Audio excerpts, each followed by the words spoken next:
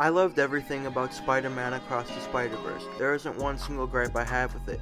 All of it to me is perfect. The breathtaking and groundbreaking animation, the intricate and poignant writing, the pacing is great, and arguably most importantly, the story is supremely interesting. The stakes are higher than ever before. We care about the main characters even more than we did in the original.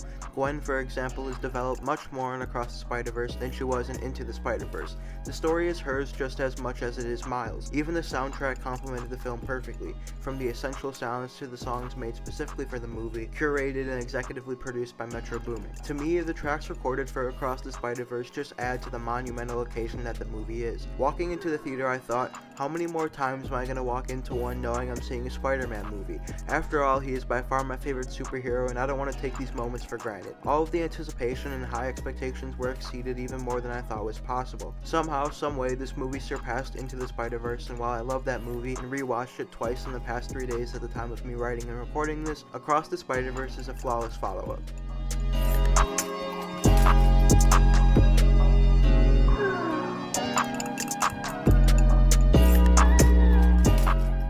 Across the Spider-Verse takes what we loved about the first movie and multiplies it by 10. In 2018, when Into the Spider-Verse released, the animation in the film was a breath of fresh air and broke new ground in its realm. 5 years later, the animation has gotten even better and it isn't even particularly close. There's so many moments that are extremely striking and captivating visually. For me, one specific scene comes to mind. When Gwen's father finds out she's Spider-Woman. In this scene, the colors from the background are constantly changing through different shades and tones, reflecting the mood of the moment. This scene is as striking emotionally as it is visually. Gwen's dad had been pursuing Spider-Woman for some time, believing that she was responsible for the death of Gwen's best friend, Peter Parker. So when Gwen is forced to reveal her true identity to her father, our hearts immediately get stomped on as Gwen's dad doesn't care one bit. He's ruthless in that moment, showing not 1 ounce of love or sympathy for his child. It's scenes like these that really help develop Gwen as a character. In the film's predecessor, she's just the girl Miles meets at his new school, and then later in the movie, she's the one that saves Miles and his mentor's asses in a fight with Doc Ock. Comparatively speaking, Gwen has a true purpose in this film as a co-main character, and I personally think it does a lot for the movie. Miles didn't necessarily need a Spider-Person counterpart, but it certainly doesn't hurt to create one, especially when it's a character as interesting as Gwen is. Speaking of relationships, there's so many more complex dynamics in this film.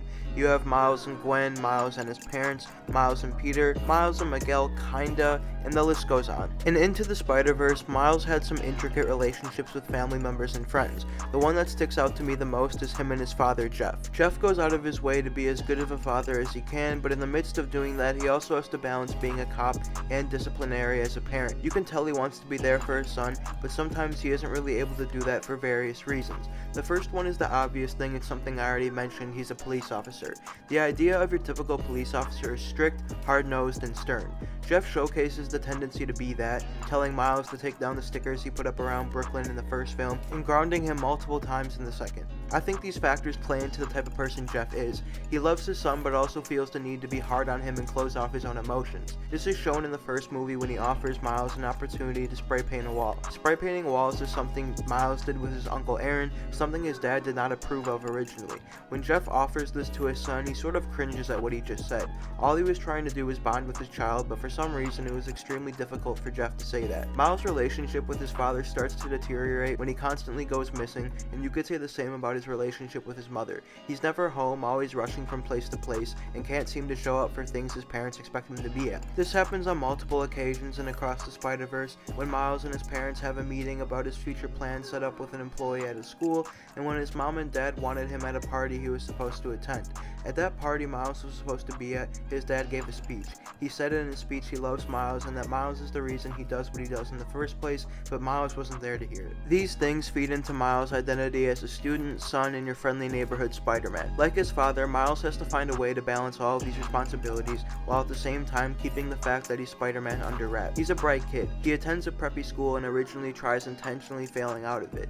In the first film, when he does that and one of his teachers catches on, he's assigned a personal essay titled titled Great Expectations. Miles turns this idea into art in a physical sense when he spray paints it onto a wall with his Uncle Aaron. Great Expectations foreshadows Miles' future. Great things are expected from him as a student, son, and of course as a superhero. And across the Spider-Verse, these expectations start to overlap. Like I mentioned before, this starts to happen when Miles and his parents have a meeting set up with a guidance counselor from his school, a meeting that he's late to because he was busy fighting crime as Spider-Man. Once he shows up late to the meeting, they start to discuss Miles' grades and his plans for the future. Miles is a smart kid, so of course he has great marks, but when the prospect of attending college is brought up, Miles wants to go to Princeton. He's of course well qualified to go there, but how successful can you really be in school when you already have a full-time job of protecting Brooklyn as a superhero? Somehow Miles is going to have to find a way to balance all of this, and all of that makes him more interesting as a character. One of the reasons this movie is so good is because of things like this that aid character development. Now that we've talked about Gwen and her dad and Miles and his parents, I think now is a good time to talk about the relationship between Gwen and Miles. It's one of the more intimate ones and is extremely important to the story.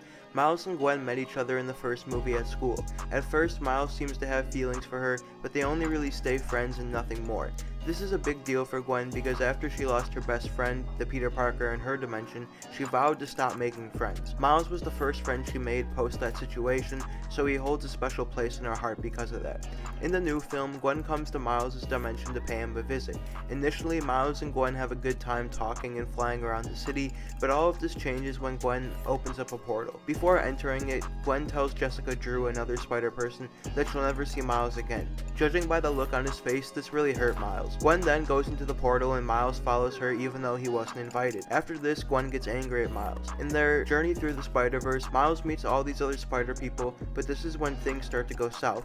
Like I'll mention in the next section of this video, Miles essentially disrupts a canon event, causing his dad to potentially die. In this fight between Miles and the other spider people, Miles tells Gwen, "You're right, Gwen, you should have never come to see me." Miles and Gwen are still friends, but as you can see, there's a couple rifts in their friendship now. Another thing that matures these characters is having them face decisions that none of us could ever bear or think about making. In the middle of the film, when Spider-Man 2099 or Miguel O'Hara tells Miles his dad is going to die and that it's essentially his fault, Miles is distraught. He's faced with either saving countless other worlds and timelines or saving his father. Obviously, in this scenario, the smarter choice would be the first option, but how can you let one of your family members, let alone one of your parents, die knowing it's your fault? You can't, none of us could, unless that person is a vile human being or something. Keep in mind, Miles has to handle all of this as a 15-year-old. How can you expect a high schooler to make the responsible and logical decision in a situation so emotional and high stakes? Again, you really can't. Miles tries running away from Miguel and everyone else, and once Miguel catches up to him and grabs him, he rips into him, telling him that Peter Parker in his dimension would have never died if Miles didn't get bit. Miguel then tells Miles that he's responsible for the spot being created, that he doesn't belong here, he never did. This only adds to the already exceptionally fascinating story and makes it even more entertaining. Across the Spider-Verse is a great rubric for evolving characters. Moving on to the animation, I'm genuinely not sure if there's ever been better in any form of media. Like I mentioned previously, all the different colors and tints are beautiful. The watercolor backdrops that are moving around make the film so mesmerizing. There's all sorts of little Easter eggs in it too.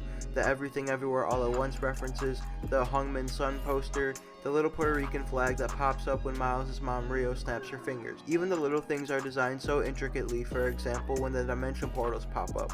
There's so many rapidly glitching objects and colors. What really was mind-blowing to me is how well all the other spider people were represented and grown. Every world, dimension, and character was fully fleshed out and unique, so now I'm going to talk about some of my favorites. Besides Miles, my favorite Spider-Person was by far Spider-Punk, voiced by one of my favorite actors, Daniel Kaluuya. I already had a bias towards him because of my love for Daniel as an actor, but as a character, he's one of the more interesting ones. He's very anti-establishment and system. Like me, he's an anti-capitalist and he wears it on his sleeve. He said things like "kid's an anarchist" when talking about Peter's baby, also saying, "taking a crap on the establishment, I salute you." The way Spider-Punk was animated was very eye-grabbing. His movement is choppier and he's outlined by these gray colors. Plus, when he takes off his mask, his cool hair is revealed. I definitely wasn't alone in thinking that as Miles asks, "How are you even cooler under your mask?" Even though I wasn't a fan of the way she treated Miles, another one of my favorite spider people was Jessica Drew, or the pregnant Spider-Woman with a motorcycle. The idea of a pregnant woman being a badass is a super fun concept, and that idea is executed perfectly in my opinion. A lot like almost all the characters in this movie, the casting was on point, as Issa Rae voiced Jessica Drew. Super excited to see her in Barbie later this summer. I also love that they brought back J.K. Simmons' voice as J. Jonah Jameson. He's so essential to the Spider-Man franchises. The Donald Glover appearance as Prowler was dope too. There's some other things I didn't really know how to fit in here, so I'm gonna mention them now. In a scene between Miles and Peter when Miles is being chased, Peter tells him the reason he had a kid was because of him and that he's a wonderful person. I thought this was a really cool moment between the two, with a callback from Into the Spider-Verse in there. There's also another callback to the first film, again when Miles is being chased, when he says, "Can this day get any weirder?"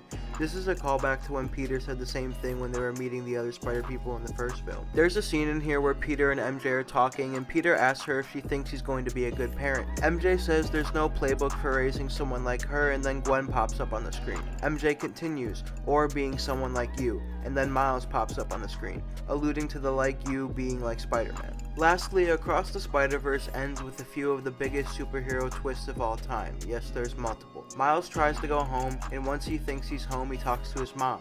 He works up the courage to finally tell his mom what he's been hiding for years, the fact that he's Spider-Man. He says it, and once he does, he gets kind of a dumbfounded look from his mom. Is she mad? Is she confused? Relieved maybe? Nope, she just has no idea who Spider-Man is. And that's when things get crazy. I didn't notice it at that point, but once his Uncle Aaron, who's dead, shows up, that's when it hits us. Miles isn't home, he's in the wrong dimension. Then it's revealed in this timeline, Miles' dad is dead, and then comes the even crazier twist. In this dimension, Miles is the Prowler, and that's where it leaves us on one massive cliffhanger. Spider-Man Across the Spider-Verse is, in my opinion, the greatest Spider-Man film ever, and probably the greatest superhero Marvel movie ever. It's fun, occasionally funny, and serious when it needs to be. Every character is written with depth, uniqueness, and personality. All the different dimensions are animated differently and with tons of life. I don't know how the people who created this didn't run out of ideas. I know there's plenty to pick from the comics, but it doesn't dampen how much of an accomplishment this film is. So far in the Spider-Verse trilogy, they're 2 for 2.